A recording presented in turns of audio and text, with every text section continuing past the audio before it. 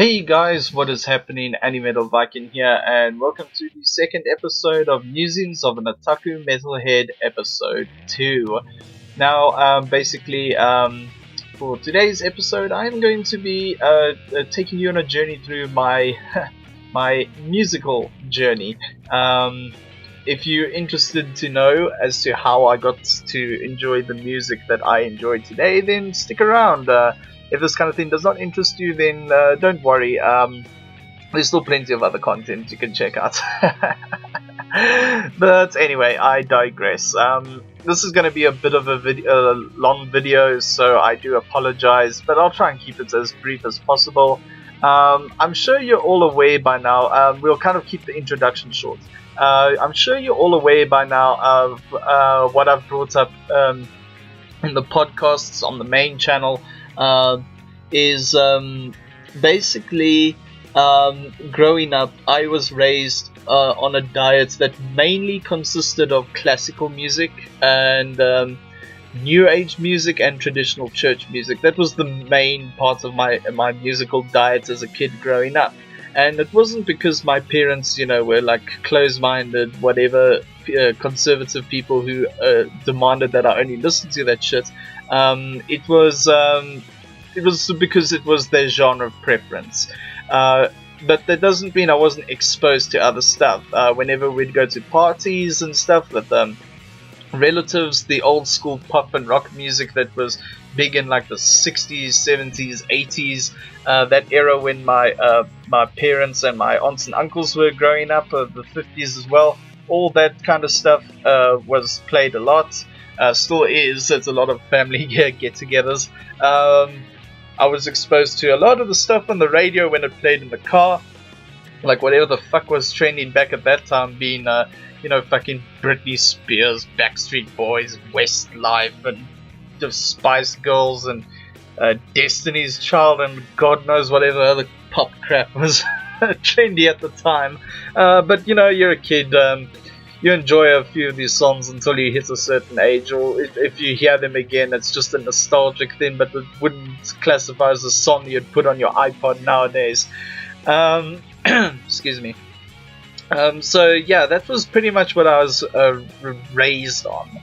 But over the course of growing up, I would get my first taste of metal music when I started watching.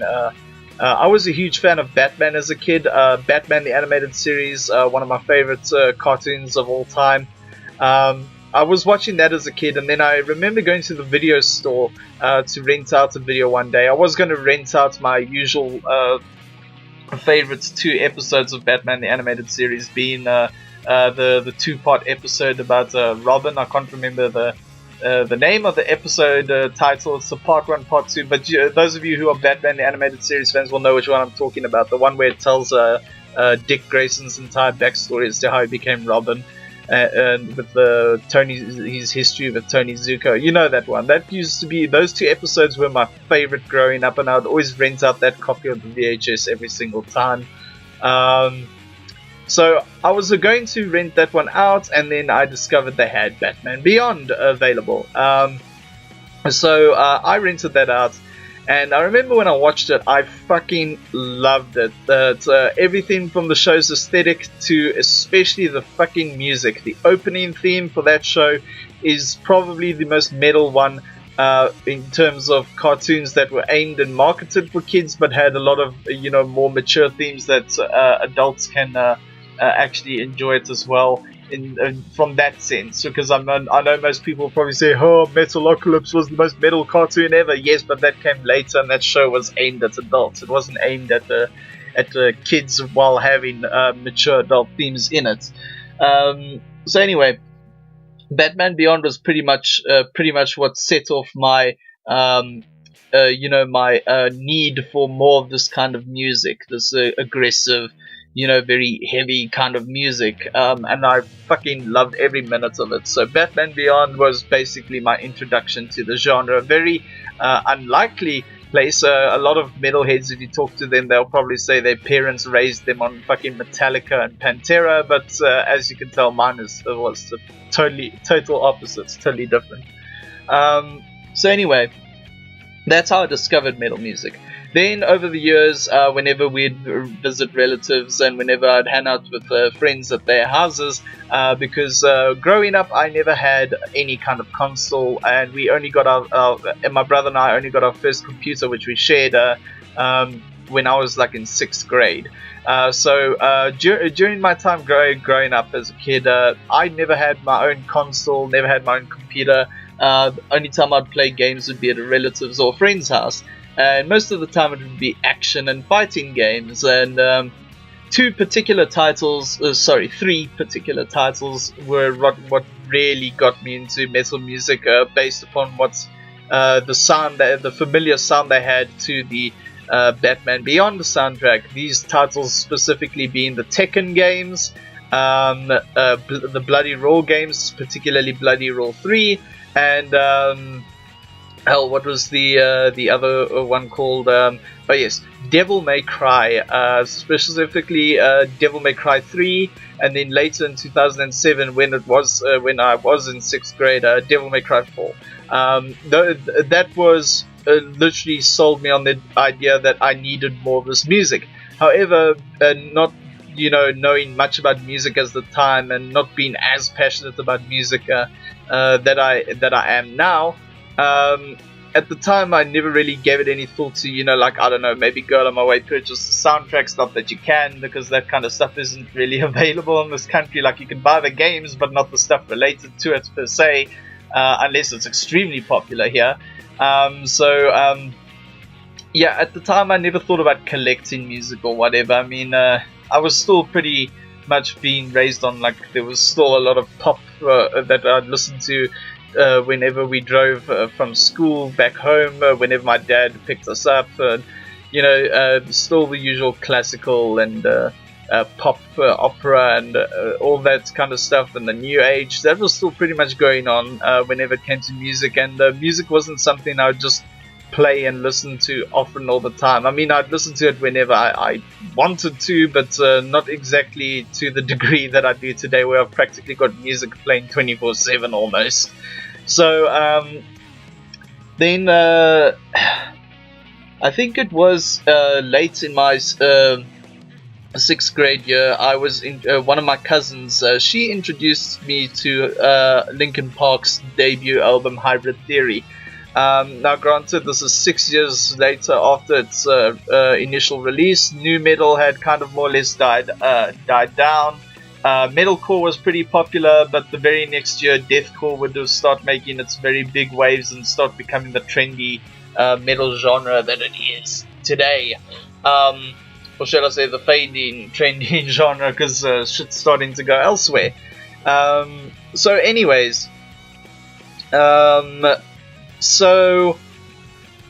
Hybrid Theory was pretty much my first introduction to, actual bands that went out, performed live concerts and stuff, and, being signed to record labels, as opposed to being these composers who compose music and don't go touring the world performing concerts, but hiding in the privacy and comfort of their homes while composing music whenever they have to be on site at a studio for video games and movies. So this was my first exposure to bands, and Hybrid Theory by Linkin Park was the first one. I remember loving it so much. I just loved its blend of not just the metal element, but the rap stuff. The rap elements were fucking fantastic too. Chester's vocals blew me away. May he rest in peace. And it really helped define my taste in metal and what I wanted from it. I wanted it to be heavy. I wanted it to, be like hit you hard, be in your face, be shit that you mosh to, went crazy to, that kind of thing. That was kind of the metal I wanted back at that time. I still obviously listen to metal that's like that, but my taste started to evolve, and you'll start to see how. So that was my first introduction. Then as things went along, I was being introduced not just to metal, but to a lot of hard rock bands, alternative rock, and all that stuff as well. I remember my cousin started introducing me to bands like POD, Good Charlotte, Hoobastank, Evanescence, Red Hot Chili Peppers. Can't say I'm a big fan of Red Hot Chili Peppers, but whatever. Foo Fighters, let's see, what else there is, Stained, Papa Roach, Rob Zombie, Rammstein, the first Paramore album. There was a whole bunch. My Chemical Romance, anything that was rock and metal, I was starting to get hooked on because I really wanted, that angsty energy that these groups provided and stuff. So I remember I was getting very much into that stuff. Then I got our cousin, one of my other cousins, he gave us another computer. This one was a better upgrade, although still not at the same level as the computers that were coming out at that time, but it was still a major upgrade from the one we were using until about I reached the end of 7th grade or something like that. He gave us one of his old computers and or the computer he'd been using up until he got his replacement. He gave us this computer, and on this computer, not only did he have a shit ton of anime, but he had a shit ton of music. And on this computer, we used to have that my brother and I used to share of his. I would go out of my way and explore the music folder that he had, and it was there I discovered bands like Disturbed, Drowning Pool, Puddle of Mud, Trapped, Killswitch Engage, Fear Factory. I remember he had all the Tool albums on at the time, and I did try listening to them once, but at the time I wasn't into Tool's kind of sound, so I kind of forgot about them, although I still remained aware of them, and I was aware that they were very popular. Slipknot, a whole Mudvayne, a whole bunch of others. I discovered Smile Empty Soul, Chevelle. I discovered a whole bunch of these bands on my cousin's computer, and I listened to a lot of them. And obviously there were the anime soundtracks as well. So like the Ghost in the Shell Standalone Complex soundtrack was on there.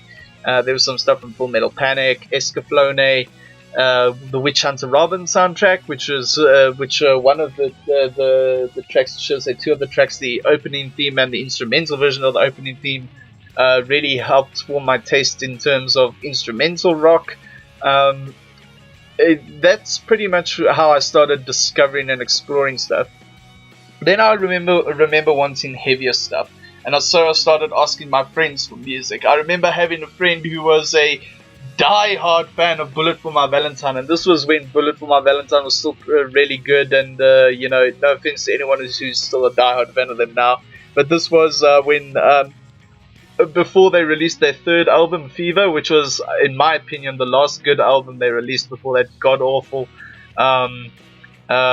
Temper album.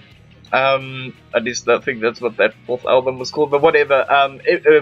Bullet for My Valentine's first three albums were really good, despite what a lot of people said about the third album. But this was before the third album released. This was when Scream Aim Fire was still pretty big.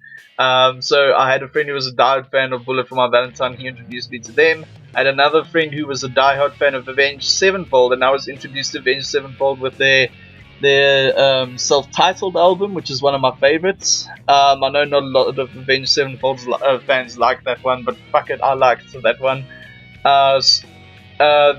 Let's see, hell.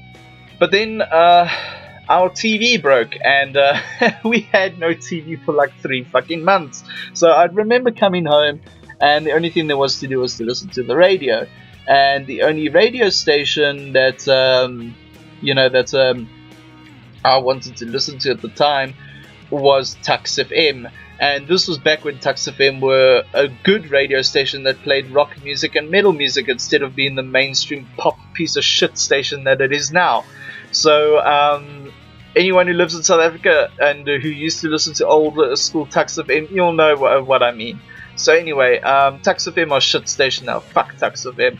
But anyway, they used to play metal and rock music. They'd play like rock music during the day with the odd metal song, but at night when it was the Metal Militia show, especially on a Tuesday night, holy crap, did the heavy stuff begin. Now, I'm not going to lie, I'm not going to say that they played the most heaviest of stuff, but they played some heavy stuff. And it was on that radio show I discovered bands like Skillets, Sick Puppies.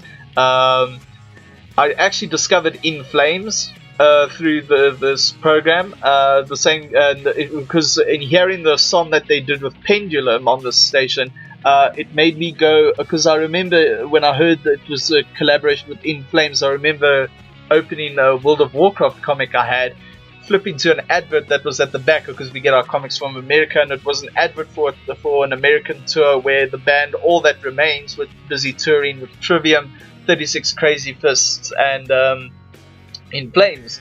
So I remember looking at the In Flames logo thinking, this band looks pretty dope. And then when I was at school the next day, I googled them, and the track that introduced me to them was Sleepless Again from their recent album at the time, the newly released album at the time, which was A Sense of Purpose, and that was my introduction to melodic death metal.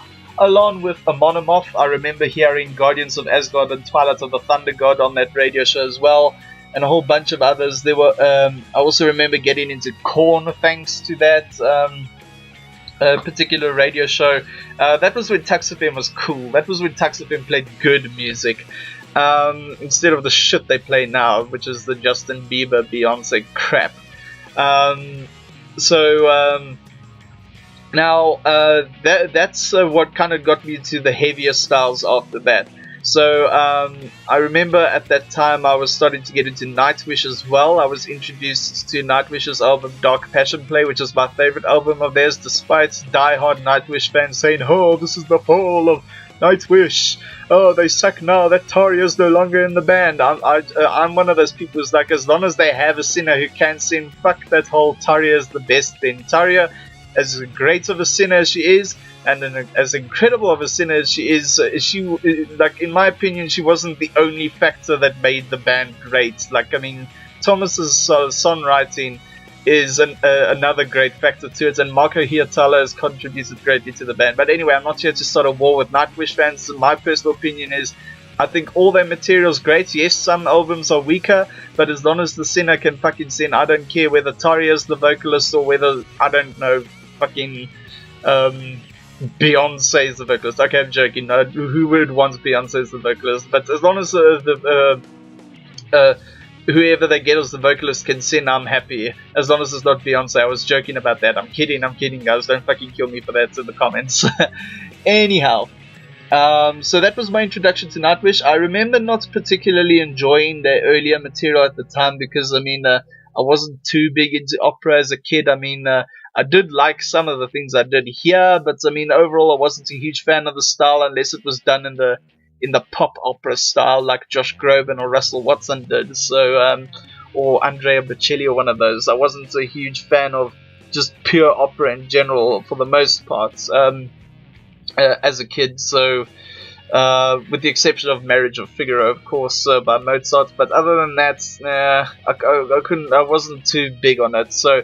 I did like their catchier hits, like, you know, Over the Hills and Far Away, End of All Hope, Wishmaster and stuff, but that was back then when my taste was like everything had to be catchy and have the verse, chorus, guitar solo, chorus, big ending kind of a deal. Then, let's see, so that was that, and yeah, like I said, I was starting to get into melodic death metal. My 10th year in high school, not my 10th year in high school, 10th grade, I was really delving deep into melodic death metal. I was starting to get into bands like, again, I'd explored In Flames' entire discography, Soilwork as well. I touched on Scar Symmetry, but I think their first song of theirs that I heard at the time kind of put me off them until like last year or something, where I revisited them again and discovered they were actually a lot better than that song I was introduced to them with, you know, whatever. What else? I discovered Sonic Syndicate. They were pretty dope. Unfortunately, they've changed their sound to God knows what it is now, and almost all the band members are gone. It's a totally no original members left band. Let's see. Hell, I'm trying to remember what else I got into. Oh yes, the 10th grade was the year I discovered Bloodstained Child and trance metal. So I was getting pretty big into trance metal. I discovered cyber metal as well. I discovered bands like Illudians, so that was pretty cool. Yeah, I just went in all kinds of places checking out bands that just had a great sound for me. Then I went kind of on a temporary hiatus from metal. I wound up listening to more industrial rock stuff, or agro-tech EBM stuff like Cell Dweller, Blue Stally, Combi Christ, all that stuff. I also remember getting, since I was like well into anime now, I was getting big into anime music, so a lot of anime openings, anime endings, and anime score tracks. I was getting huge into that shit, so I kind of deviated from metal a little bit. Another thing was Skrillex was pretty big at the time, and so was dubstep. I remember getting into dubstep and all the electronic genres, exploring electronic music some more with glitch hop, like the Glitch Mob and all that. So that kind of formed my tastes in electronic music. I was also checking out some more darker and heavier electronic styles of music. But yeah, like I said, the agrotech EBM stuff. Yeah, so that was 10th grade. The big Skrillex year and everything like that. 11th grade, at the beginning portion of that year, I was checking out a lot of the house music, the popular house music that was coming out at the time, you know, like Avicii, and all that shit. I did enjoy a few Avicii songs, which were pretty cool. There were some other dubstep artists I remember enjoying, like the M Machine, Neurofunk artists like Xylent and stuff. I remember discovering trance step artists like Seven Lions, and discovering chill step artists like Mitre. So the first half of that year was electronic. I also discovered a lot of more post-hardcore stuff. I can't say I'm a fan of post-hardcore now anymore, but the Japanese bands are still pretty cool. I do still revisit some of their songs. So bands like Artema were pretty cool. So yeah, and then obviously there was still the anime music. So I took a total deviation from metal, kind of had a break from it for a year, but when I did revisit metal, it would mainly be a whole long phase where I just listened to mainly Disturbed and nothing much else really. So it would be Disturbed and In Flames pretty much. So that was like the beginning part of my 11th grade year. The second half I was getting back into metal, and I started checking out a lot more experimental styles that would sometimes add electronics to it, and you know, all that stuff, and were a bit heavier, a bit more atmospheric or esoteric in some ways. I was getting into that. So bands like Before the Dawn, and even pop metal groups like like Amaranth, however you say, I was getting into. Yeah, and a lot of the more modern melodic bands I was getting into. I remember also getting into Imaginary Flying Machines, the final project that Sophia had with Bloodstained Child before they started treating her badly and she decided to leave the group. There was that. I started getting back into metal with that and getting into bands like The Stranded and The Stranded. I was about to hiccup there, that's why my voice went funny. The Stranded, Death Disharmonia Mundi, Rise to Fall, Living Corpse, Nero Argento, Bloodstained Child, again a revisit to them. I was getting back to all that shit. In 12th grade I was checking out hardcore bands like For the Fallen Dreams. I did check out, I think, one or two other metalcore bands, although their names escape me right now. It's been a while since I've checked out their music, but anyway. So yeah, I was pretty much into almost everything by 12th grade.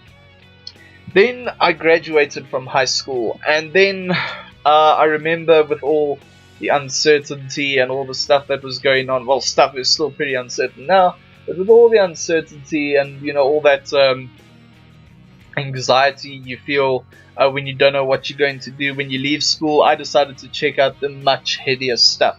So what did I check out that year? Well, after listening to a lot of Zardonic's music for quite some time, I decided, okay, I need something heavier than Zardonic. Don't get me wrong, Zardonic is fucking heavy as fuck, but because of the genre he is, the bass metal genre, the stuff's a lot catchier. I needed stuff that was just pure raw angry power. So way back in 9th grade, I was introduced to deathcore, but I didn't know it was called deathcore at the time. I was introduced to deathcore with Born of Osiris and Veil of Maya, and I remember not liking the music because, again, like I said at the time, I wanted music that had the catchy verse, chorus, guitar solo, grand ending kind of a thing. I wasn't into the whole unusual song structure, blah blah blah. So, what would I wind up listening to? Well, like I said, I rediscovered deathcore. So what introduced me to deathcore? Well, it would have to have been Betraying the Martyrs cover of the song Let It Go from Frozen, which got me thinking, hell, I really like this deathcore stuff. It's heavy, it's brutal, and in Betraying the Martyrs case, it could even be symphonic. So let's give it a bash. And I checked out Betraying the Martyrs' first 2 albums, which were fantastic. And let's see what else. I got into Suicide Silence at around about that time. Like, I'd heard of Suicide Silence before that, but I wasn't into them. I didn't understand the appeal of them with these. I had 3 friends in school, and all 3 of them, they were they were huge Suicide Silence fangirls. So I don't know if they still are. I haven't kept in touch with them, but I remember they were diehard Suicide Silence fans. They were just in love with Mitch Lucker and everything that he did. And this was before, and I think Eddie had recently joined the band, and they recently released that You Can't Stop Me album, which was my introduction album to this group. So that album, I do kind of defend it. The first album they had with Eddie, that one still at least was deathcore, albeit even though it didn't really sound like Suicide Silence. It kind of had more of a All Shall Perish feel to it, not necessarily because of Eddie's vocals per se, but because of the songwriting. But that was still a pretty good album. It's only this new album they released that I think is total garbage and was a struggle to listen to. So I remember getting to Suicide Silence. I also discovered Whitechapel, Oceano, just a whole bunch of others. I checked out Born of Osiris again. I can't say I'm a fan of Born of Osiris really, with the exception of their album The Discovery, which is a pretty sick album. I actually like that one. Yeah, I just remember listening to deathcore straight for months on end. There were some bands I didn't bother to check out because at the time I wasn't used to deathcore having these these subtle changes and these evolutions to it. So, like, for example, a band like Carnifex. I could never get into Carnifex when I initially got into deathcore, but now I'm a huge fan of them. Infant Annihilator. Wasn't a huge fan of that extremely fast drumming. Now I am. Yeah, there were just a whole bunch of bands that I couldn't get into at the time. There are still some deathcore bands that I must admit, I don't really like because of their songwriting and just some of the odd vocal techniques they sometimes incorporate. A prime example being Chelsea Grin. I know a lot of people like Chelsea Grin, but I'm not one of those people. I don't hate the band or anything. I acknowledge all their contributions and stuff, but I cannot stand Chelsea Grin. There's just something about their songwriting and their vocalists' vocal techniques that it doesn't gel with me. It doesn't jive with me. But if anyone else likes to listen to them, I've got nothing against that. They do have a cool logo though and some cool album art. That I will give them. So I pretty much listened to deathcore straight up, nothing else really.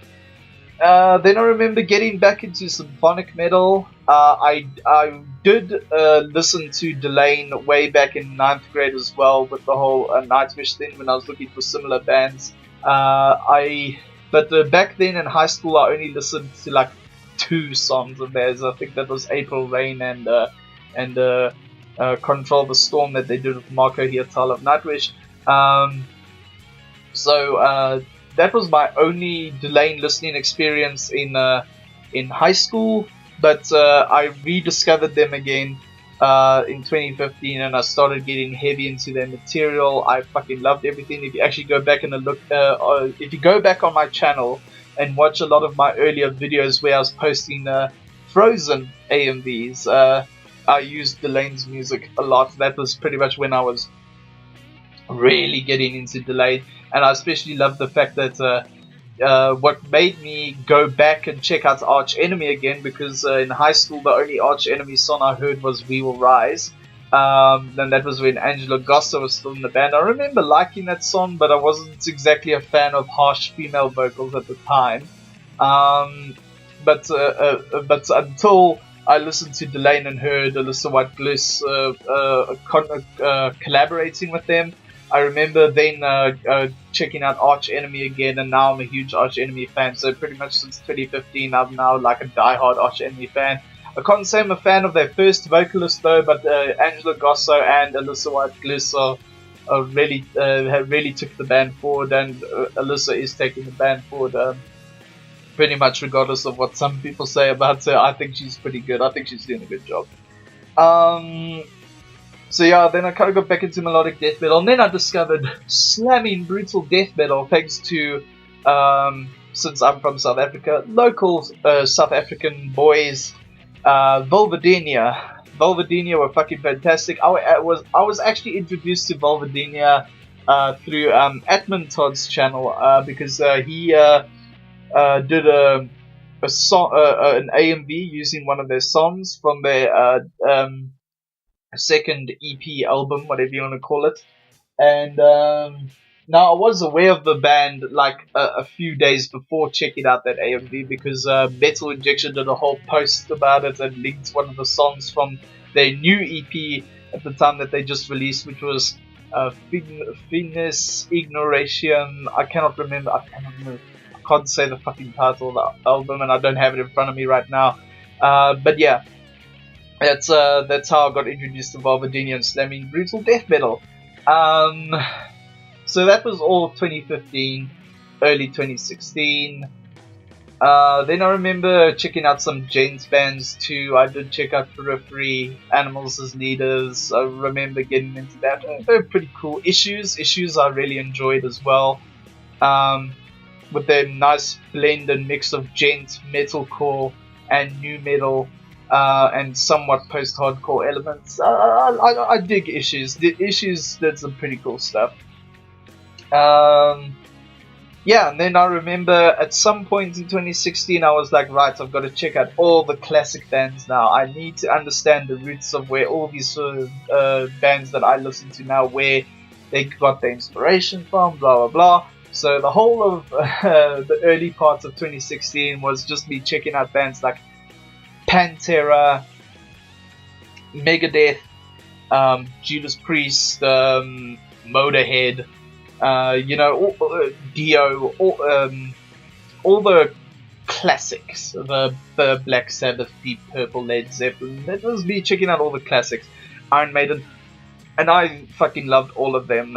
Can't exactly say they are bands I'd have on my phone, because as great as their music is, it isn't the kind of music that necessarily gets me in the artistic mood to create stuff. It's stuff that I listen to when I just want to relax and not think about anything and just focus on the music. So yeah, so I'd rather have it playing off of my computer on speakers or something. But not with me on a trip or something when I'm trying to think of shit. Let's see.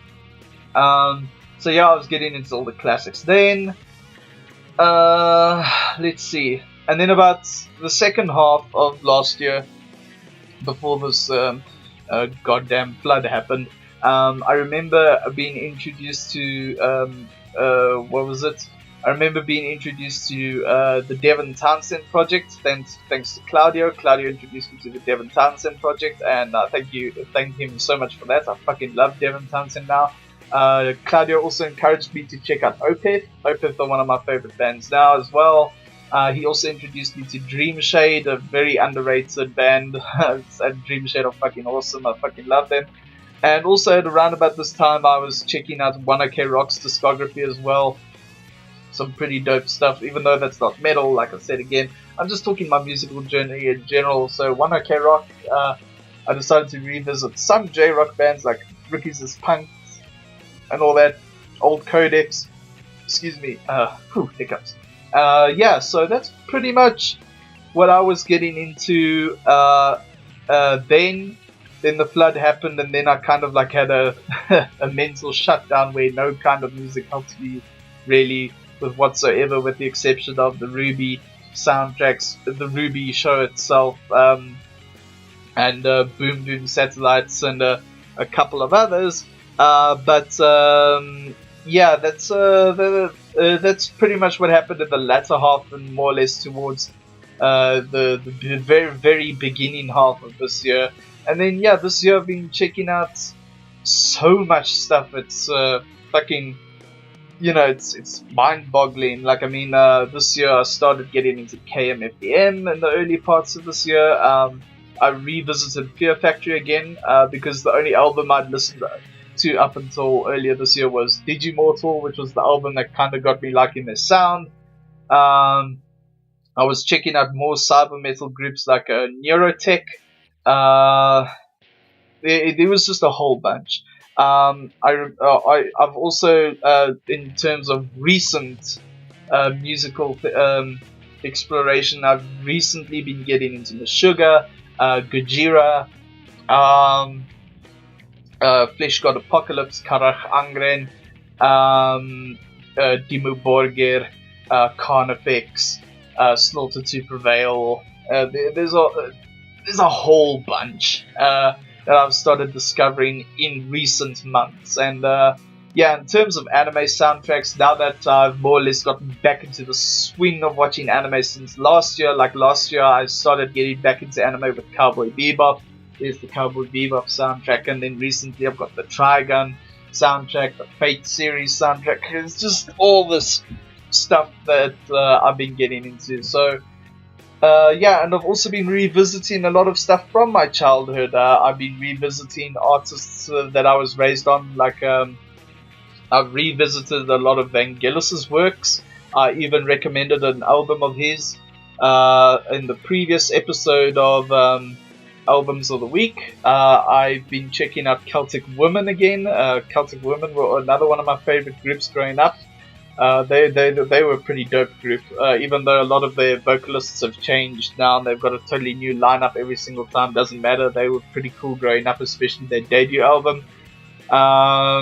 Enya still listen to a lot. Gregorian still listen to a lot. Yeah, there's just a whole fucking bunch that I've revisited, and funny enough, half of them because of AMVs. For example, what prompted me to go back and check out Celtic Women was there are two really fucking awesome AMVs of Spice and Wolf that were done using songs by Celtic Women, so that prompted me to go check that out again. In terms of metal again, Sonata Arctica, I've been checking out a lot of the power metal bands. Oh yes, and I forgot to mention, last year, the year before, I discovered the power metal band Wisdom. Very underrated, they need to be checked out. And also, last year I was getting into Sabaton. Sorry if I'm backtracking a bit, but yeah, Sabaton, I got heavy into them last year. Sabaton are now one of my favorite groups. So yeah, that's pretty much my musical taste. Oh yes, I also forgot to mention trance music, epic trance music in particular. Last year I was getting into that quite a lot. Artists like Armin van Buuren and Eletheus, fucking dig that shit. So yeah, I still need to explore trance music a little bit more. I'm not gonna claim I'm the most well versed in it, but yeah. Oh, and I actually can't believe I glossed over this. One last thing. Also in 10th grade I was heavy into Vocaloid music, but now I've kind of fallen off the train with that. I prefer the natural human voice now, but the albums I did enjoy from back then and the songs I did enjoy, they're still pretty dope. They're okay. So yeah, I might actually recommend one of those albums soon. So anyway, that's my my musical journey, more or less. I do hope you guys found this interesting, guys. So if you enjoyed this video, be sure to give this video a like, subscribe if you have not already done so, and share this with your friends. And if you want to share your musical journey with me, you can do so in the comments below or on my subreddit if you want to get really in depth, or you can even make a response video if you so wish, and you can just link it to me and I'll check it out and check your channel out if you so wish. Yeah, guys, there's also my Patreon page. If you want to check out some of the awesome reward tiers over there, then feel free to do so.